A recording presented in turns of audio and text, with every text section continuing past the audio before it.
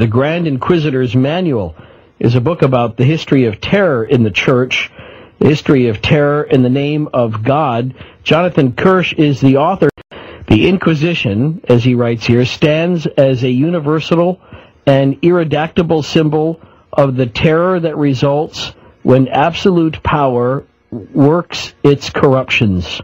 The history of the Inquisition is draped in myth and mystery until tonight, and we'll unpack it all, plus talk about how that blueprint stays with us today of what the Inquisition meant and why, in many respects, we're still living with it. This is just fascinating material. Jonathan Kirsch joins us here for the Grand Inquisitor's Manual. Good evening, Jonathan. Good evening. Thank you for being with us this evening. And I'm actually a real student of history, but I always look for these patterns of history that repeat themselves until present day. And I'm a big believer that what was past is prologue, and that we really do get these things sort of stay with us, and we get kind of calcified around our mistakes of the past, and we forget that somehow that these things that we do today have such historical origins. So I was upside down in your book right away. I thought it was really cool. Well, I'm delighted.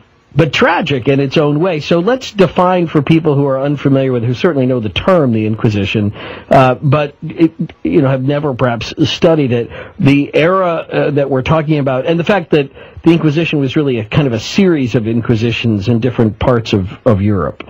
That's true.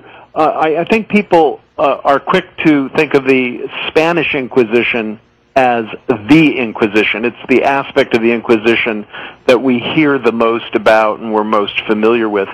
But in fact, and this is quite a surprising fact for anyone who hasn't read deeply into the history of the Inquisition, the Inquisition started in the 1200s, early 1200s, and it remained in existence for the next 600 years, 6 centuries of history. It operated all over Western and Southern Europe, wherever the Roman Catholic Church had jurisdiction during the Middle Ages and at various periods thereafter. The Inquisition was in operation. It did not fully cease operations until 1834.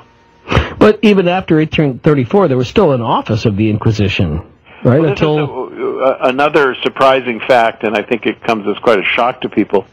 The Vatican is a bureaucracy. It's a government. It's the government of the Roman Catholic Church, and it had a bureaucratic office whose task was to supervise the operation of the Inquisition, the Inquisitors who were actually at work in places all over Europe. That office, that bureaucratic office, has never gone out of existence. It was renamed in 1908, and the word Inquisition was dropped from the title. It's now called the Office of the Doctrine of the Faith. But it is an unbroken, continuous existence of essentially the same office. So the structure that was responsible for supervising the Inquisitors who worked for 600 years persecuting heresy, or what the Church regarded as heresy, remains in existence, although I want to be absolutely clear that certainly that office is no longer conducting inquisitions, right, no longer using torture or punishing heretics with death. And yet the current Pope was at one time the head of that office. Indeed. Right. Cardinal Ratzinger, until 2005, held the office of the Congregation for the Doctrine of the Faith until he was elected to the papal throne. And he's not the first cardinal who had inquisitorial responsibilities who was later raised to the papacy. In fact, I have a mug, and I drink out of it all the time, from the Cardinal Ratzinger Fan Club, which is a serious organization online. I am less serious about the mug. I loved their slogan. I forget what it is, like putting the smack down on heresy since 1995 or something like that. But so what year? Let's work backward. What year did the church formally cease tortures and or related deaths, and we'll get into who actually pulled the trigger on those executions. But what year did that really stop? Well, let's focus once again on the Spanish Inquisition, because although that was not the only aspect of the Inquisition, it was the longest-lasting and the longest-lasting franchise operation of the Inquisition, and it was the last one to actually conduct trials of heretics and punish them with death. The last person to be put to death by the Inquisition for the crime of heresy died in 1826. And if you think back about what was happening in the world in 1826, that's fully 50 years after the Declaration of Independence.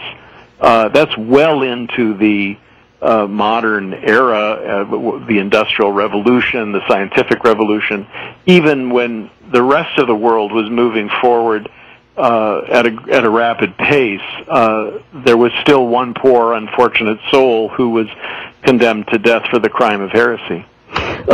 Although that makes sense in a historical context, because you're certainly talking about the period right around the French Revolution, or the series of upheavals in France, and that threatened all of Europe, and so there was all of that push and pull over who was going to be retaining power over the thrones of Europe.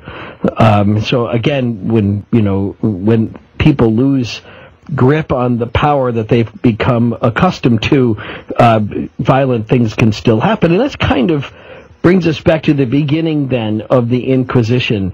And let's be clear that there's a time when the Inquisition starts, but then it kind of wanes and then roars back at various times in various places. Like, I mean, there was the Portuguese Inquisition as well as the Spanish Inquisition, and there was one in Germany, right? I mean, they were kind of all over. So what was why did they start? What was the catalyst that the church thought at this point in history, we absolutely have to start doing this to what we have to find the heretics, and we have to either torture them into submission or kill them for their benefit, which was also part of the original plan, right? I mean, it was sort of something they were doing to help the person.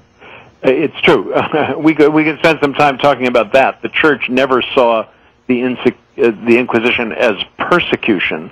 It was always seen as the curing an illness in the errant Christian who was drawn to heretical ideas. It was restoration. It was reconciliation almost. That's right. And I'd be happy to spend some time on that. But let me answer the question that you posed. If we look back to the High Middle Ages, which we're taught or tempted to see that as a period of primitive culture, of undeveloped civilization in Europe, coming after the so-called Dark Ages. But in fact, that period was a very lively time and place in the history of Western civilization. Bear in mind that the Crusades had been fought.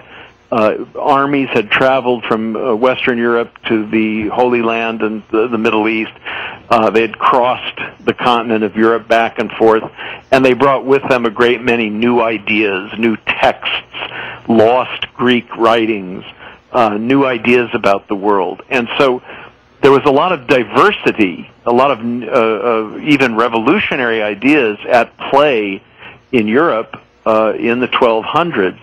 And that inevitably led to diversity in religious practice and belief. Now, the Roman Catholic Church styled itself, as all monotheisms do, as the one true church. It felt that it had a monopoly on religious truth. And so anyone who held an idea about God or the worship of God or the way the world was created or how a life should be properly and morally lived, anyone who dissented from the dogma of Roman Catholic Church was at risk of being called a heretic. In the early 1200s, the Roman Catholic Church decided to do something about this problem, what they perceived as a problem of diversity in religious practice.